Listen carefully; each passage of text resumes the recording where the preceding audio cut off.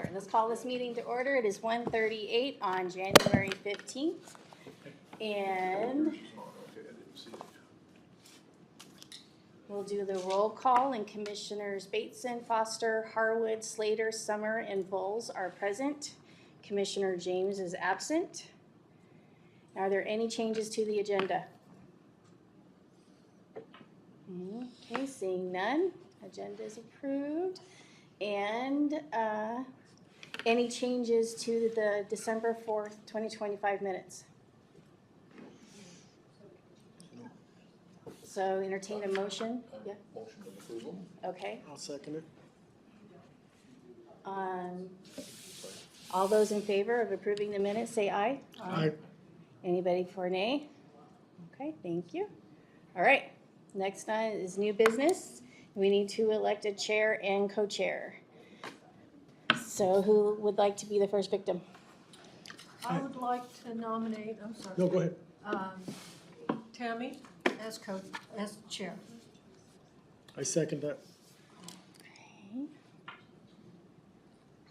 All right, I accept. And all those in favor? Aye. Any opposed? Well, thank you. I guess, Yeah, just more work, that's okay, it's all good. All right. And then we need a co-chair. You up for that? I am. I nominate Victoria.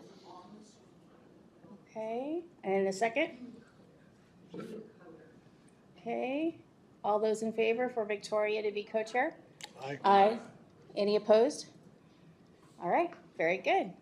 I'm glad you guys can hear, I'm having a terrible time here. Okay, let me speak up a little bit. No, that's okay. I'm doing the best I can. I got these things cranked up as high as I can crank them now. My hearing is, in the last few months, it just went, Well, and there's a lot of ambient noise too. yeah, I can hear something running in the Yeah. background. Okay, I'm sorry. Just let you know. Okay, And these gals have to speak up all the time for me too. I can't hear where what. Okay. so we also have community development staff in attendance. We have Community Development Director David Callahan for the next 2 weeks. Planning Manager Ben Tarbutton, did I say that right? Tarbutton? Okay. Administrative Secretary Jocelyn Henning, and Administrative Manager Reba Greatness, and Attorney Pat. What's your left? Thank you. So moving on, we're to the workshop discussion. I will turn this over to David to give us a background, maybe help our new members have a better understanding of what we're looking at here. The starting point for those of you that are new is that the ordinance you will have in hearing, and that's in front of you now, is already in the code, but as an interim ordinance. So it has to, by law, come back around on this review process to make it a permanent part of the code. And so I guess one way to look at it is everything you're about to consider in the public hearing is tried and true and working well.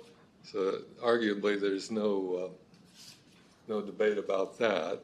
But there is one little twist in the that Pat can speak to.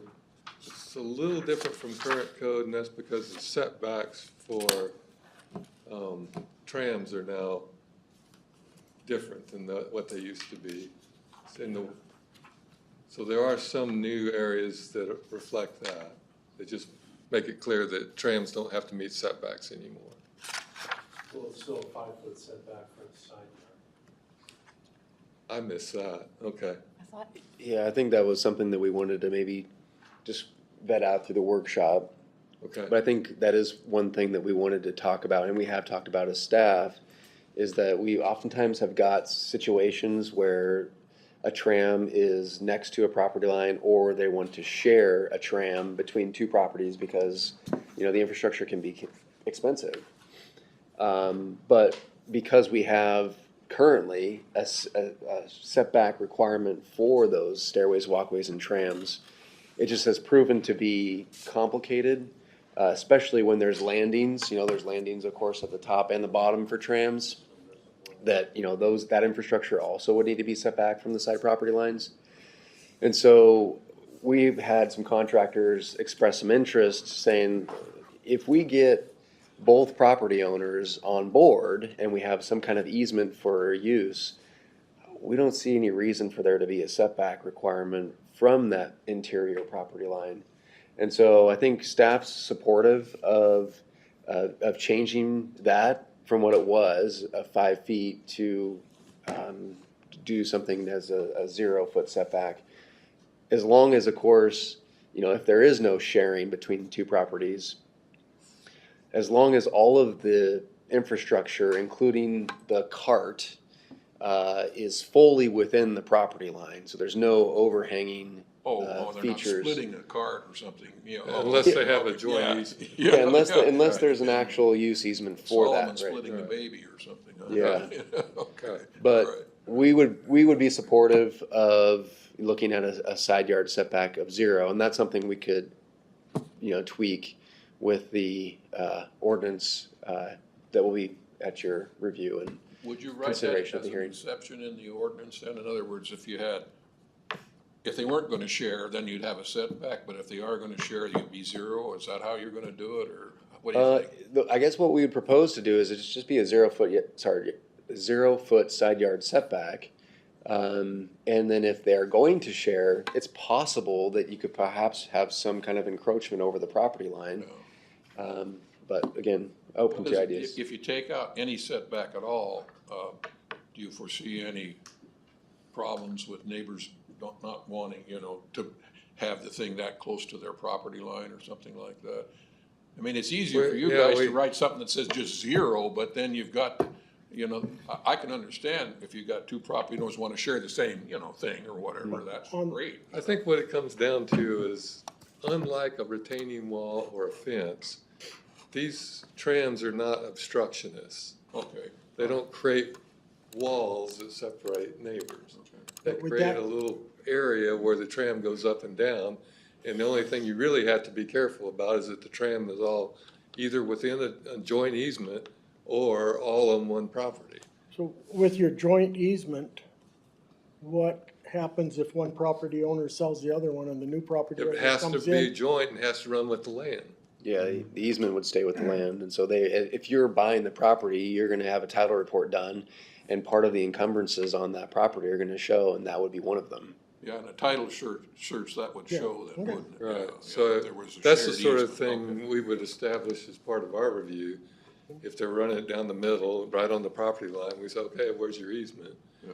And then once that's recorded, then it's in Yeah, clerk's. because my thinking is, everybody's different when they buy a piece of property, Right, and you got so many different new people coming into the area that aren't familiar or haven't had that in the past, have to share something, right. so, that's my only It's the concern. classic buyer beware part of, But that should show up when they purchase the property and the title shows. absolutely. And all that Yeah. process, yeah. Well, it's also what the owner should be disclosing. Yes, Yeah, right. Oh, well, yeah, the realtor should disclose that. Uh-huh. yeah. Sometimes that don't happen. Yeah. Should. And if I could just interject, this exact scenario is based on what you were just talking about. We had one single property owner that owned 2 parcels. Tram was on one parcel, sold both of those family properties. And what happened was the result of a civil case. The one, they were sharing a tram, the one didn't want to upgrade to the level.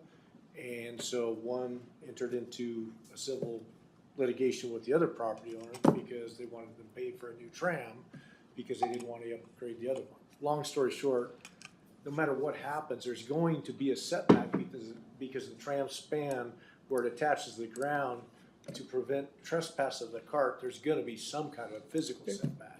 But the 0, as long as the cart doesn't trespass without, like Ben said, an easement, Right. that Okay. the effect is the same as desired. Thank you. And I think why it is helpful too to allow for some flexibility is, the slopes are not uniform, and so there are different outcroppings and boulders and things that they kind of need to maybe have more of a diagonal type of an arrangement. And so we should try, and I think, in my opinion, and I think staff agrees, that we should try and work with property owners, if they're on board with sharing a tram, that we can give them some flexibility there. Okay. So back to the ordinance itself, we can go through item by item, but again, this really just replaces what's already in the code today, but on a permanent basis.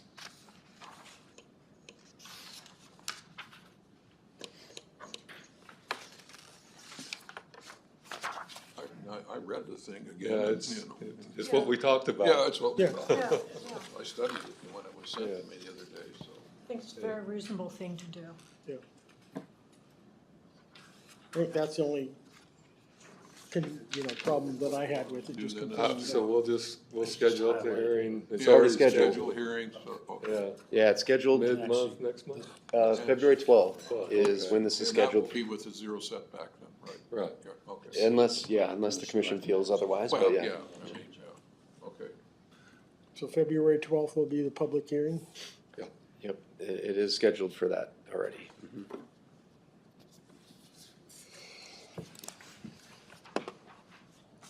All right, anything else on marine service? No? All right. No, unless you have questions. All right. Next one is the minimum lot size in the rural zone. And this is a repeat of what I just said. We've already talked about this, it's an interim going permanent. There is nothing new, unlike the last ordinance, which had at least a new piece. This one's exactly the same as before. So I don't know anything else to add to that unless Pat We might does. explain to our new folks, What this is about. yeah, because, I mean, this was hard for me. I mean, we have a 5-acre rule basically in Kootenai County, and most of the reason for that was to protect the aquifer, from, a lot size of 7,000 square feet and a zillion septic tanks on top of the aquifer, but of course, Kootenai County includes part of the Coeur d'Alene Reservation. And the tribe didn't want properties that's smaller than 10 acres down there, so that was a consideration that we made when this was all done, so. So in other words, everywhere else in Kootenai County, the minimum lot size is 5, but down in the res, it's 10, yeah. Well, it's a little bit more complicated than that. Well, Let yeah, me but- let me back up and give you a bigger picture for a moment. And the minimum lot size in the county is actually 8,250, depending on which zoning district. you're in. Yeah, there's, But that's why I wanted to jump in. To your Yeah. point, most of the county is zoned rural. The minimum lot size in that zoning district is 5 acres. Yeah. But there are other districts where you can go much smaller. It's just that they tend to be right next to the lake. Or in other places where they probably shouldn't be that dense. And part of, Pat Braden, Civil Deputy Prosecutor for the record, part of the reason for the 10-acre minimum is because the tribe wanted to do a water study to see, where there might be water that's scarce within the reservation. And originally, the board, the commissioners adopted a 10-acre minimum, but only in the rural zone. That ordinance sunsets on June 30th, 2027. And so this would make it consistent across both the ag and rural zones, with a sunset date of June 30th, 2027 to match the increased minimum parcel size in the rural zone within the reservation. So one other thing I can add to that for the new folks is that the tribe had originally asked us to conduct a rezoning for all the tribal lands. And the concern was that, especially then when they first asked for it, was that we were still getting a great number of minor subdivisions, as the highway district engineers like to say, masquerading. They were really major subdivisions masquerading as minor subdivisions. Because we'd get 12 minor subdivisions lined right up to each other with 4 lots each. Yeah. You do the math. It should have been a major subdivision, but the law then and now still allows it to be a minor subdivision. So that's another thing the newbies will have to confront here some time in the future, is that issue's still out there, hadn't been resolved.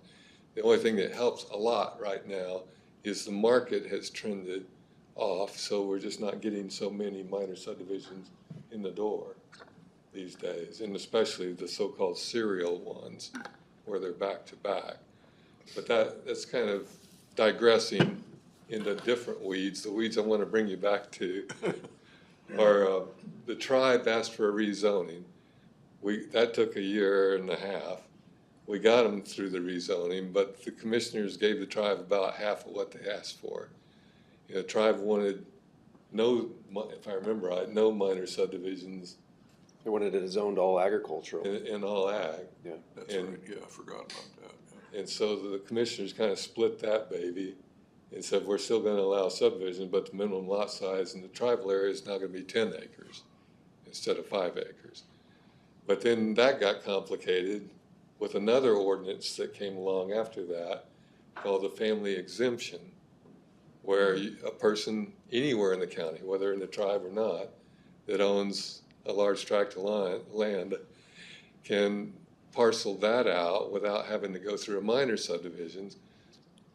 There's rules to it. You have to meet certain minimum criteria, but that then compounded the issue in the tribal area where the family exemption would ordinarily allow you to do 5-acre lots, but the commissioners had just changed it to 10.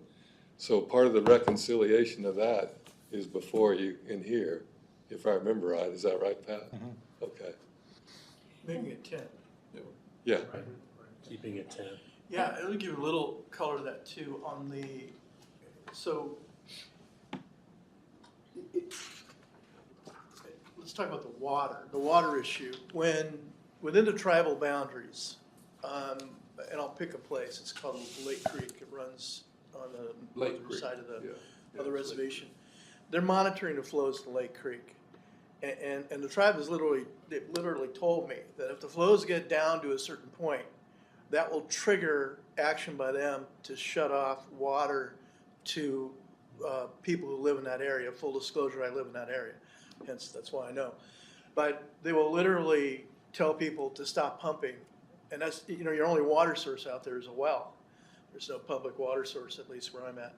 And so the reality is, if we don't work with the tribe, the county doesn't work with the tribe, there's going to be conflict, and there's going to be real problems where people won't be able to live out there because they'll have a house without water, And so that's, in balancing the rights and the property rights, it's a balance. It's not just, a cry for, property rights, because once the property rights start to infringe on the tribe, they're going to take action. And I think the compromise worked out. I was worried we were going to have litigation. I haven't seen anything like that or heard anything like that. And the litigation, and we've talked a lot about this before, is based on basically the Montana case, or the concept that once the certain fundamental like, water, open space, certain fundamental rights the tribe has within the reservation, that will trump what the county can do. And in my view, and I'm just so transparent, my position is always to try to avoid the conflict and reach compromise with the tribe so that we don't get into litigation, because that's a nightmare, and the tribe is, potentially in a very strong position. The other thing I just want to talk about is these major subdivisions. It's kind of one of my pet projects here is to fix that, because it's abused. And when it was first passed, some of my colleagues voiced a concern that said, wait a minute, we understand the spirit of what you're trying to do, but, developers is just developers are going to go in the direction, they're not bad people, they're just going in the direction what makes the most money, right? They're out to make a profit. So they're going to do these minor subdivisions and amalgamate them. And again, what we have is a conflict of property rights, because while you can do that and make more money, and skirt there's a lot of things get skirted. One is the notice provision that people, and out my way, this has been an uproar ever since COVID, because a lot of the developers have moved south of town. And so the flavor of this is you've got a lot of pressure to develop south of town now, because north it's pretty much been done. And with the minor subdivisions they were putting in, they weren't giving the notice that would be required by a major subdivision. And a lot of the people that live in, it's a rural area, they enjoy it that way, they don't want it to be built up so much. And for good reason, because we have, difficulty, particularly south of town with the clay soil, it doesn't percolate. So you have to have these special, dome systems for the sewage and everything. And it tends to run off, and it'll run literally down into the lake. There are times you can smell it when you drive by people's places because it's running off. And there's other problems with the land down there that make it not as conducive as, say, up north, where it generally is, better for development. Plus, you have the tribe issue. The tribe doesn't want a bunch of subdivisions. So, we ran into this problem of these, major subdivisions being put in masquerading as, minor subdivisions. And it goes even further, because the problem is compounded because for a major subdivision, you not only have to give notice, have hearings and everything, and I know it's a hassle, but it's there for a reason. And then you have to put in proper roads with proper widths and everything for the fire trucks and all that. And the problem is, you get these subdivisions that don't have the proper access, ingress and egress. And, the fire chiefs are upset about that because they can't get their trucks in, or when they get them in, there's problems, and, people can get hurt and die, and stuff burns down. And it's a real safety hazard.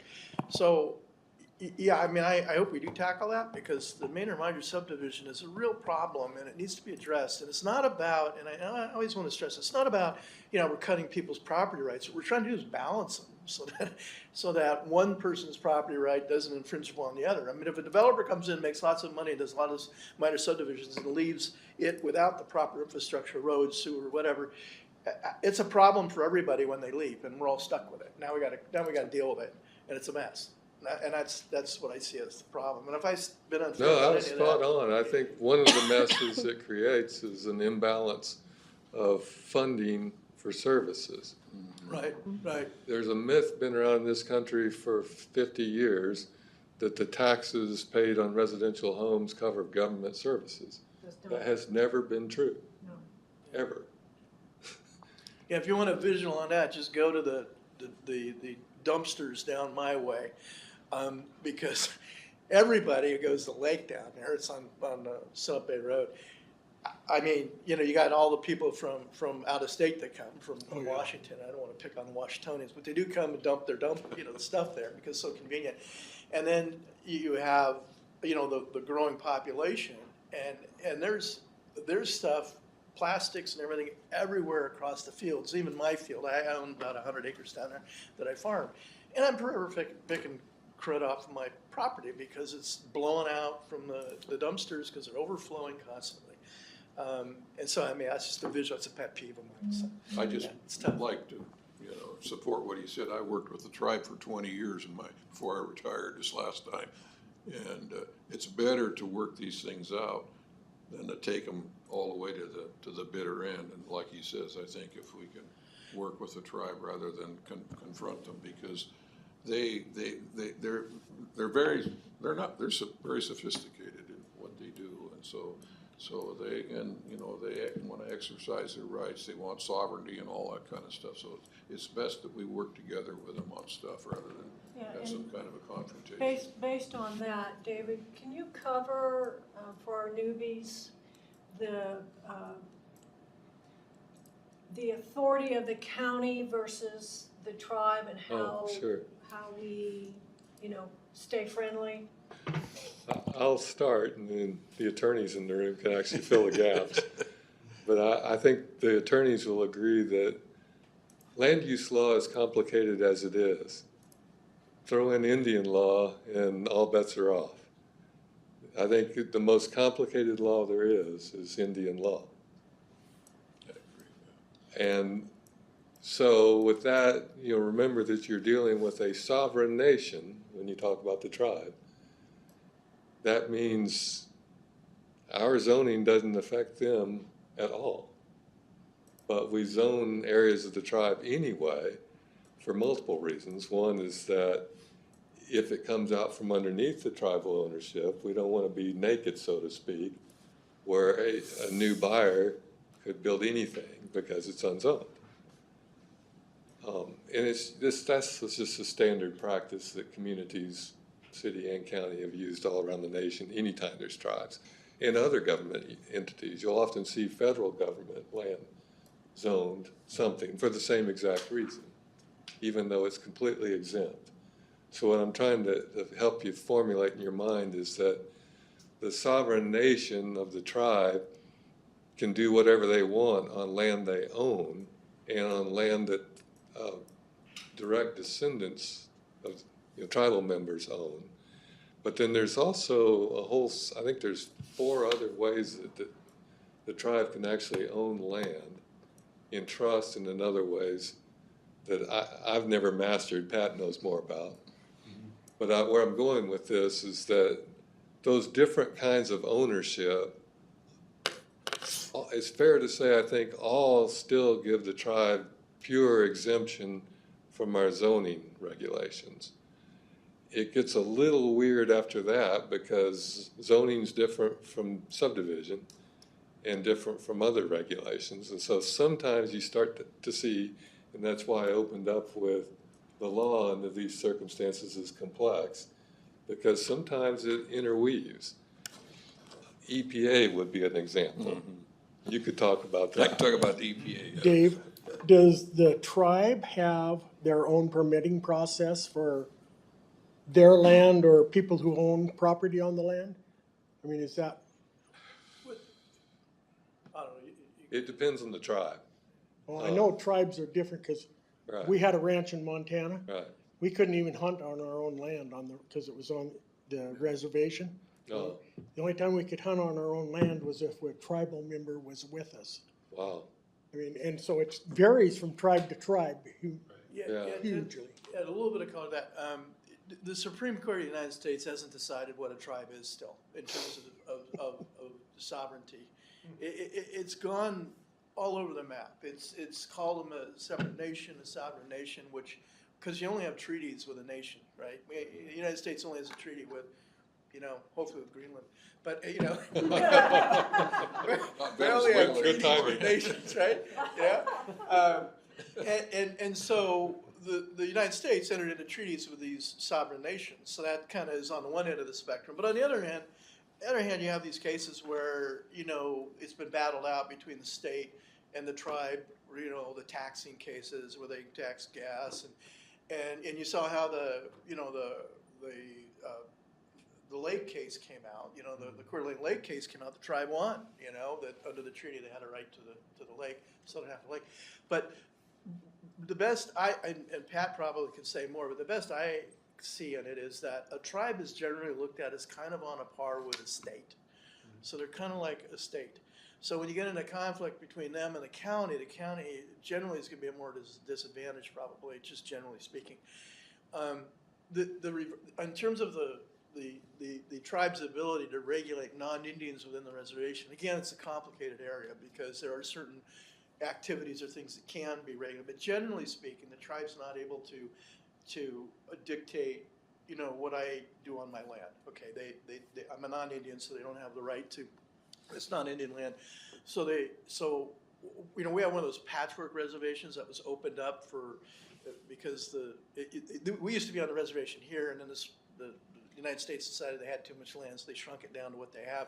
And then they decided, well, they weren't using it all, so we're going to open it up for homesteading. So you have all this non-Indian land, it's a patchwork in there.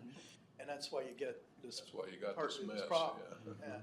And so you have this non-Indian land, and basically the general rule is on non-Indian land, non-Indians are not going to be regulated by the tribe.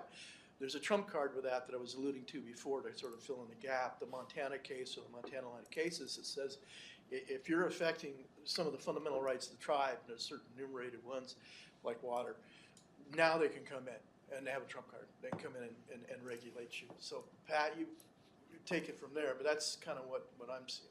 Well, I think Lee said everything I would have said, so I think between Lee and David and myself, I think we've kind of just got a real thumbnail sketch of Indian law and the relation between the tribe and the county. In fact, as far as the treatment as a state, that's actually a status that's allowed in certain federal laws even that where a tribe can be treated in the same manner as a state in terms of regulation of pollution, like air, water, that kind of thing. And for the record, Craig Davis, we do have a provision in our code also that if it's a tribal member within the tribal jurisdictional boundary, not necessarily the reservation, that they can opt out of our building permit process and enter into the tribal permitting process. And that's based on a Ninth Circuit case that's out of Washington, but is binding in Idaho also because we're in the Ninth Circuit. But So- the point so you I- were making about Lake Creek, because I've worked with them for so many years, you know, they're trying to reestablish the whole ecosystem in Lake Creek, and that's why this water issue is you know, a big deal, you know, and it's the cutthroat trout, and, you Yeah, know, it's- reestablishing that's what they're worried an about, is ecosystem for cutthroat trout spawning in Lake Creek, which is a major tributary of Coeur d'Alene Lake, so, and it's on the reservation, so. Yeah, it used to be cutthroat everywhere. You talk to the tribe, they're pretty upset about this because the introduction of northern pike just wiped out. Right, right. So I could just tell you a quick funny. So I had a buddy of mine, and he's a fast driver. And he said, you know, I love going through that tribal area. I can go 80 miles an hour. They pull me over, and it's just like Mexico. I slip on my 20, and they let me go. They don't, you know, they tear up the ticket in front of me. It's great. This is some years ago. I said, oh God, how much did you pay them? Probably a few $100. And he really watches his money. And I said, well, you realize you're not Indian. They have no jurisdiction over you. They give you a ticket. It means meaningless. That's back when they weren't cross-deputized. Oh, he went white. Gave them all that money. Now they're cross-deputized. So, yeah. The tickets stick. But Well, enough that's, said, but I think it's important that we do, and the reason, of course, I worked with him for so many years, but Jack Buell is a personal friend of mine, and Jack had a terrible time with the lake and all that, you know, and they got into all kinds of a fracas down there, and finally, I'd have my meetings, I put Jack at this end of the table, and I put the tribal representative at the other end, so they couldn't reach each other, because they almost got in a fist fight once in Post Falls, so, anyway, it works, and we just need to make it work, is all. well, my experience with them is they're generally very good to work with. Yeah. And they're open and they're pretty communicative. They have a good communicator. I can't remember his name. He's very good. Yeah, he does a good job. Yeah, Tyrell. But yeah, I think, you know, there shouldn't be conflict, and I think they're pretty good to deal with generally. I thought the commissioners were great. They compromised. They reached a compromise. That was a big issue. Remember, we had all the. Yeah, I do. They lined up. I do remember. Can you talk about the opt-out? You mentioned it a little bit. Can you go that into a little more detail Right, so for them? if they're going to build a structure that requires a permit under our code, if they're a tribal member and they're a bona fide tribal member registered with the tribe, they can opt out. We cannot make them submit for a building permit for Kootenai County Community Development. They can use the tribal system and engage in the permitting process there and build their structure. Is it less onerous? Is that why they might choose to do that? Most likely. And there's some benefits to being a tribal member to be able to do that. Weren't people also able to opt out when this was originally put in as an interim ordinance? So landowners? That's a That's different, a whole issue. That was 2018, 19, David? 2018, that's completely unrelated to the tribe. Okay. Then Commissioners Eberline and Bingham proposed, and it was a 2-to-1 vote, to strip the building code of the mandatory part of a residential building permit. You could choose to have no permit at all, and in which case there was no plan review, no inspections. And I think we approved 400 something of those, because the total opt-out permits of everything, every kind, including windows and decks and stairwells, was 1,800, I think, something like that. Pretty close. So we had a lot of use, a lot of horror stories. People lost entire homes because the builder was just awful, and they went to court and they got their money back in a way, but that was after 2 years of arguing in court. And one man I know in particular spent $500,000. and lost it all, and then finally got it back through the court process. Because the opt-out program let people build anything without inspections, without plan review. This particular house would ultimately have fallen on its own. It was that bad. Well, one of the problems with this is, and I was, I worked up in the Silver Valley for 20 years too, and the fire insurance companies, if you don't have any kind of a controlled building program, they're gonna get to the point where they won't insure. They quit insuring, 3 or 4 of the major companies quit insuring in Kellogg and Wallace because they had one wildfire up there. And they just dropped everybody. Yeah. And people were hunting all over for fire insurance. And so, I mean, the insurance companies, I don't know what their actuaries are like in California right now, but I mean, they're paying zillions of dollars. And so if you don't have any kind of a building program, you've run the risk of people not being able to get any insurance. Okay. So this minimum lot size, do we need to do anything, or is it just discussion today? Just discussion today. So it can move So forward? you're gonna have a hearing for this one too, right? Right, Yeah. yes. It's scheduled the same day, so February 12th is scheduled also. Oh, is it February 12th? Yeah, both of these Will are we scheduled. see that tribe? The tribe behind us? Well, I don't know if there's gonna be anybody coming. I think this is just, again, making what is already in place permanent, and so they're supportive of this. you Ben, might we see should some of probably the reach out to- farmers come. Yeah, some of the farmers that own land down there, they're been pretty vociferous, right? We should reach out to try to let them know this is going through. Yeah. Especially because I can't predict that there's 2 county commissioners that will approve this one. Which is one big reason, probably the biggest reason they separated these 2 out, because staff had originally consolidated them, and so I was like, there's a chance this might not go through the board, so. Well, And I know marine service businesses, That's in, no one argues that. right. well, if there is a sunset on the rural zone already, Which there is. right? It would be hard to imagine the board not being supportive of the ag zone also going to the same standard with the same sunset. I mean, if the rural zone already has one, Right. it's going to have to be addressed. Unless At that time. they direct us to prepare a repeal of that one, Yeah. which is possible. But, okay, certainly possible. So if it's got a sunset on it, then we're gonna have to redo this after the end of that, after the end of the sunset? If there's a desire to make it permanent, and it would be permanent for 1.5 years because of the sunset. But for both the rural and ag zones, to extend it past June 30th of 27, yeah, there would have to be another action taken. And that sort of gives the tribe time to do their water test? Is Yeah. that Yeah. what's the thought? Yeah. Yeah. So, So just on that for a moment, Pat, maybe help us with some clarification. So right now, there are 2 ordinances. So there will be 2 ordinances, and you'll make a decision on each ordinance.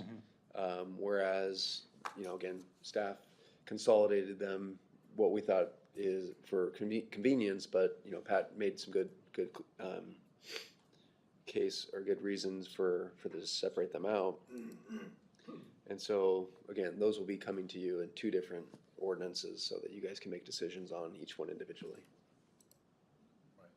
So for the more politically minded here, is there anything if you could just say a word about, because I'd like to know myself, how we interact with the commissioners and can influence them from a political standpoint? Because you're talking about politics here, on what people think is the right thing to do, and what the platform is, or their ideology. How does our group interact with that? Or do we have influence at all on the commissioners? Well, you do. And because this is a legislative matter and not a quasi-judicial one, you can talk about it with the commissioners directly and try to influence them. I tried that during my interview when I thought for sure they would not hire me again. I was counting on that. And there you go.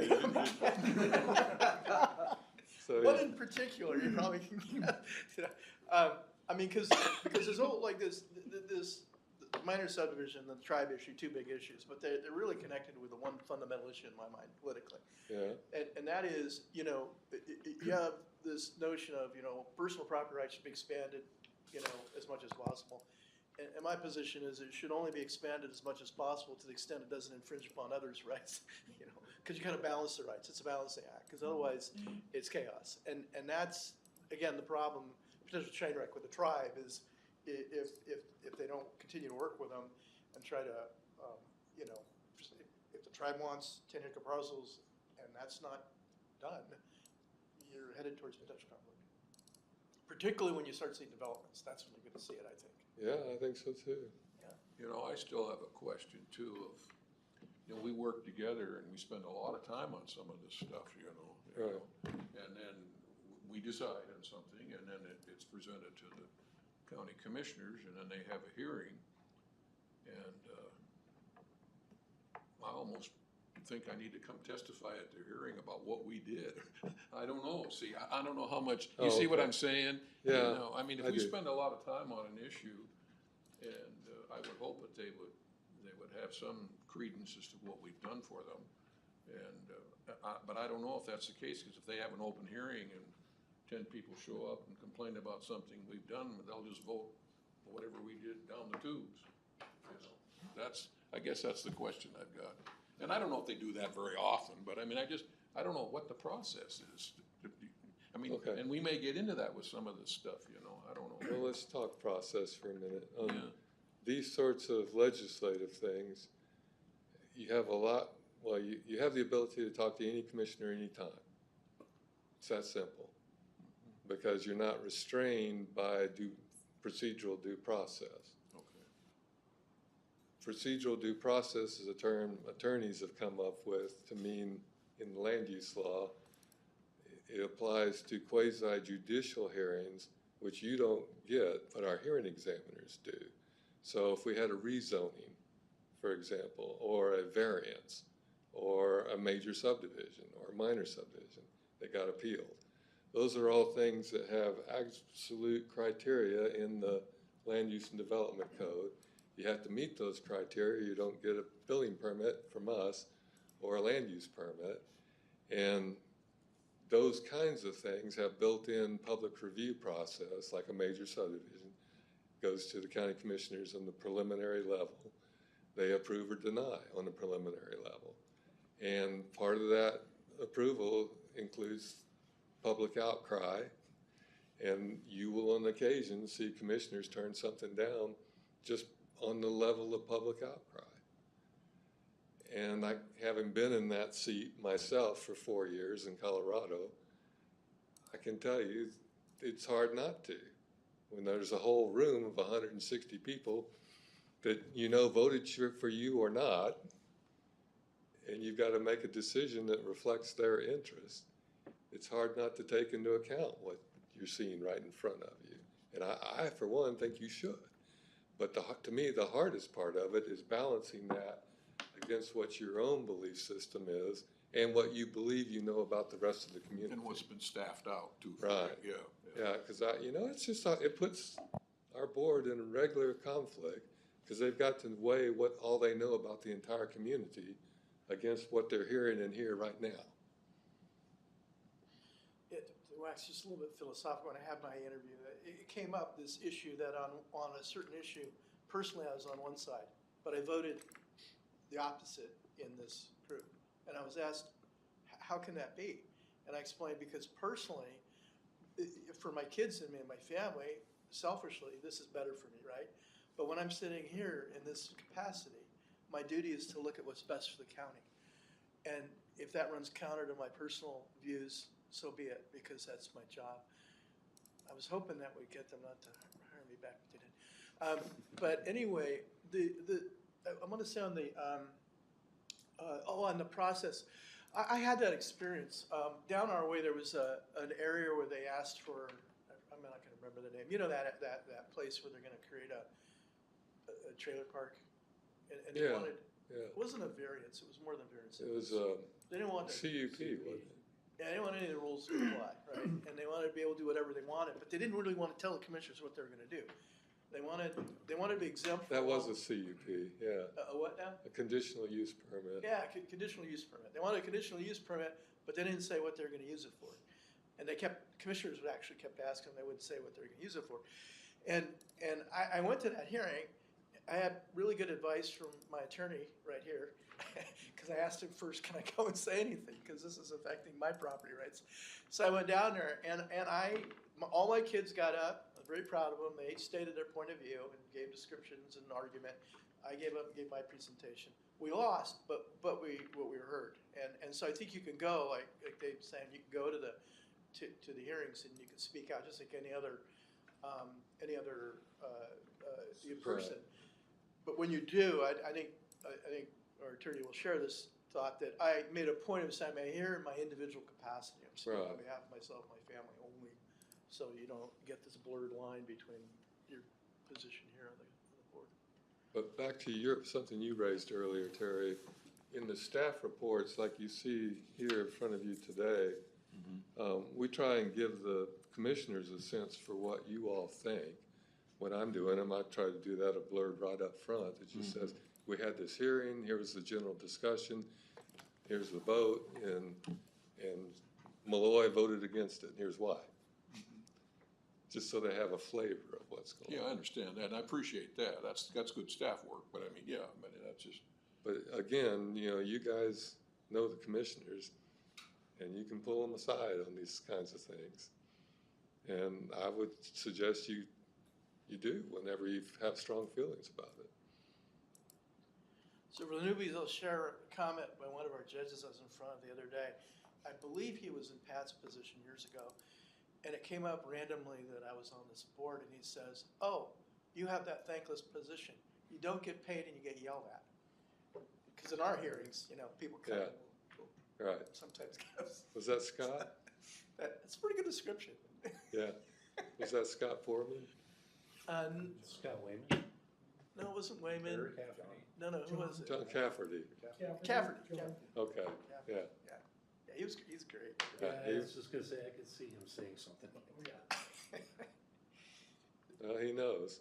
It reminds me of there's a great essay that Tom Wolfe wrote called The Flack Catcher, where you're in a position where you catch flack. And that's important in society because you have to have a release valve. We have the data issue, the data building, data center issue. That Right. I was shocked at how many people came. They were outraged that we Yeah. even think about having a data center in this county, Yeah. I hadn't even thought about it until that. Well, and you only saw 1/3 of them, it turns out. We had 2/3 more show up for the county commissioners. Right. Yeah. Well, that covers what I wanted to go over, unless you have I questions. appreciate the discussion. I mean, it's good to have it. Yeah, for sure. Yeah, thank you. Okay. Can I request for our next meeting that, similar to what we did last year, is we have a list of things that we worked on for maybe the past 2 years, and those things that are still hanging out there, where they're at, what we need to do. Can we do that at Yeah, our sure. next meeting? Yeah, I think this would be a really great time to do that with the upcoming change of directors too. Do we know who our new? The board did make a decision today to make an offer. It hasn't been formalized as of this date as who. Right. So The notification. we will can't, go out. it was executive session, so we can't tell you. There is a good local candidate that's in the hopper. Okay. Yeah. I can tell you that. Confidentially, David, do you like them? I shouldn't say. Well, let's wait till the board actually makes a decision. It's gonna be what it's gonna be. Well, I don't want The to, board's gonna make the decision. I don't want to be the one to break executive session. Yeah. It is, after all, executive. Right. When does it change here? End of the month. I'm done the end of this month. I don't know when the new guy And comes. what are you gonna do? I'm moving to Pennsylvania. I'm gonna start ballroom dancing in Pennsylvania. By the way, just a curiosity, I got an email this morning from Washington DC, and some outfit wants to set up a new AI facility, and they need the electricity from 10 nuclear plants to run it. Lord. 10? 10 nuclear plants to run it. This AI thing I mean, it's all over. You know, I'm an engineer, so I get all this stuff, and then I'm still members of senior executive service in the federal government, all that stuff. It's just one thing. It's amazing, guys, what's going on. Oof. Well, amazing troubling, I'll tell you just as an anecdote. I had a client of mine who ran a Google search on a very confidential case, and AI came back with all this confidential stuff. And ultimately, I drilled down and drilled down and drilled down. What I discovered is it came from our own computer, because AI mines your own computer. Oh, no. You don't disconnect it, it mines stuff out of your own computer. It's very hard to disconnect. I mean, this is weird. It's really, sorry to digress, but just so you know, I'm actually gonna have my computer people figure out how to disconnect. Yeah, because Well, that because could potentially go worldwide. it could go anywhere, and it takes everything out of it accesses everything in your computer. Well, it's getting so bad, Matt McConaughey just trademarked his own name, so AI cannot, it was on the news this morning, so that they cannot use his Wow. name in AI. It's the only way he can protect himself, apparently. Oh, because he could be regenerated and he could be made to say anything. Well, yeah, they can already do that, but at least he's protected of it supposedly. Wow. So I wanted to talk about a few things, not in this meeting, but like to put them on our agenda, as long as they're under our purview, and I'm not sure if they are. So they are things like the complication of building codes, getting those narrowed down and simplified. Would that be something that is under our purview? And, you know, I know it's No. a can of worms, but, That's at the state level. That's the state level.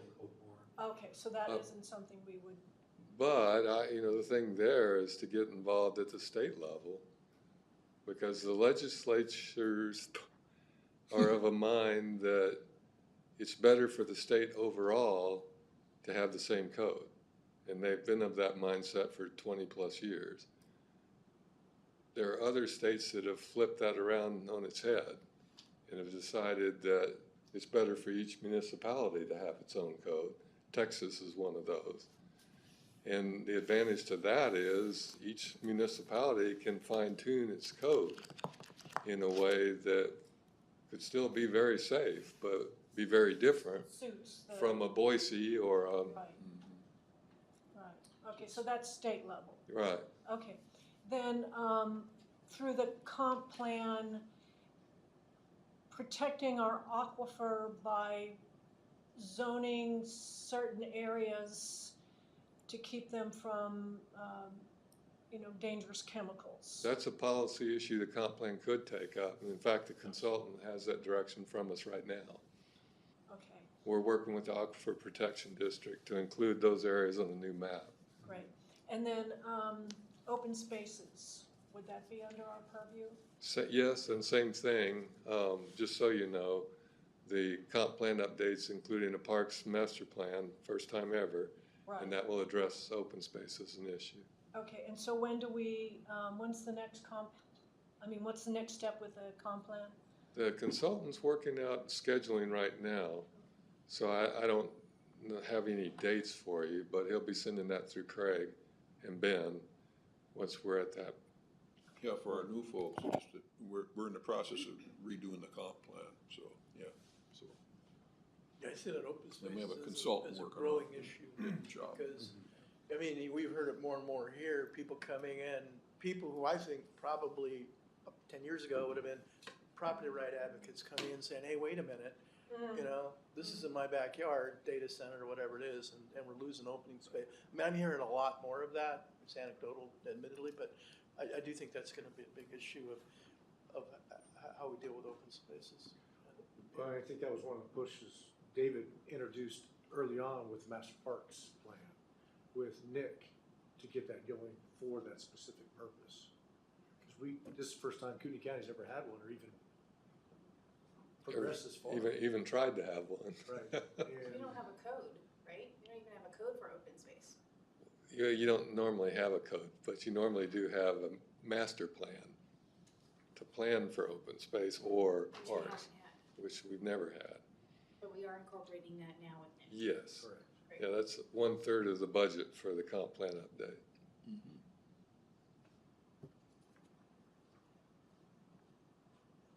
You did, when we were talking open space before, you talked about, when you were in Colorado, I believe, the open space that they had was buying it and then leasing it out to farmers, et cetera. Yes, sir. Under that one, will something like that be written into this, that's a possibility? Other possibilities like that could be written in. The state of Idaho doesn't allow the same tax structure as the state of Colorado. So in Colorado, it was possible to do a few pennies on every grocery store that went to open space. Can't do that here. And that's how a lot of the land was bought up in Colorado. But the comp plan could come up with any myriad of ideas of how to approach balanced growth. And the only reason I'm asking is because we've got all these open spaces and everything goes to park and rec type thing when they do that. But in reality, the way I see it, when you do that, you're just putting more people into that specific area of the 50 acres or whatever it is, instead of getting rural people, a chance to do agriculture on it. Well, that's really why it needs to be a policy discussion. Because if you get community buy-in for that, it's easy to, once that's part of the comp plan, to implement it in code. Or part of, hopefully, the county someday will have a capital improvements program. That's my view. I always thought it was useful for a municipality to be able to plan ahead for structures. Yeah, whether you plan to collect impact fees based on that or not. Right. Well, there's all kinds of things going on. I just went through a process. I manage a public drinking water system out in the aquifer in the state of Idaho. In response to the EPA, the EPA has all the federal rules for drinking water and clean water and all that, and then they give the states the authority to manage those, and they supposedly fund them. But the state of Idaho came to me and said, you don't have a proper policy document to manage potential cross connections on your drinking water system. You have to have backflow preventers like on sprinkler system and all that. And we want you to write the policy. So I rewrite your policy. So I rewrote the policy, submitted to the state of Idaho. Oh, it's not good enough. I said, well, where is it not good enough? You have to go out and personally inspect every single property in your subdivision once a year to make sure they're in compliance. So what's happening is the state's asking a private person to enforce state law. Well, And I don't know where we're gonna head, but they're reacting to the EPA's new requirements for all the drinking water stuff under the Safe Drinking Water Act. So what am I gonna do, take a bunch of vigilantes out with me or something, This is gonna be a hairy situation. yeah. Go packing. Huh? Go packing. Well, no, I'll just resign. But I don't know where this is all gonna head, some of this kind of stuff, but boy, and my policy was that much before, now it's 7 pages Well, to get it past the state of Idaho approval process. fun stuff. Huh? Fun stuff. All right, anything else on the rural zone? Everybody good? Any announcements? So we have the hearing to cover both of these ordinances on February 12th. And then do we have any of the AOIs? Is that coming back to us? Do we have a time frame on some of those? Presumably, all the ones that will result in text amendments would come to you, because text amendments do come to you. but we don't actually have any that have applied for it yet. So I can't tell you what the time frame will be. I can tell you all of the cities know that if they want a text amendment, they have to start giving us what they want. Yeah, I was wondering about that. I sent that out, copied Ben and Pat and Craig, to all the mayors and my cohorts and their legal counsel. So it's balls in their court. I think the four cities that jumped on it immediately, you saw in the paper, they at least have maps, so that they can keep their annexations going, and they're okay. And at the moment, they don't mind that they don't have any ability to tell us what they think about our plans. That's where the text amendments. Of course, there's still that state law that requires this to be done, though, Yeah, that's one of the many things about the state law. It's not very clear. Yeah, well, it never is. Yeah. So at this point, David, we're kind of reaching out to the cities to see who may be interested in a workshop. Yeah. If they have different text that they'd like to see within our code. Exactly. So I think we're going to plan on doing that at least. There's two ways we can handle it. If a city doesn't want any special treatment, they're willing to live with county regulations and a map that's only 1/8 of a mile in a area of impact beyond their corporate limits, we can take that, schedule it, and go to a hearing. On the other hand, as Ben says, is if they want to try and ask for things that a city would typically ask for, like they'd like curb and gutter as part of the street system, that sort of thing, then they've got to work up their own text schedule with us at a workshop, because we have two commissioners willing to workshop now, and see if they can convince two of the commissioners that that's the right thing to do. I will be surprised, but it's conceivable. All right, well, then I'll entertain a motion for adjournment. So moved. Seconded. Okay, thank you. Welcome, guys. Hope that wasn't too painful for you.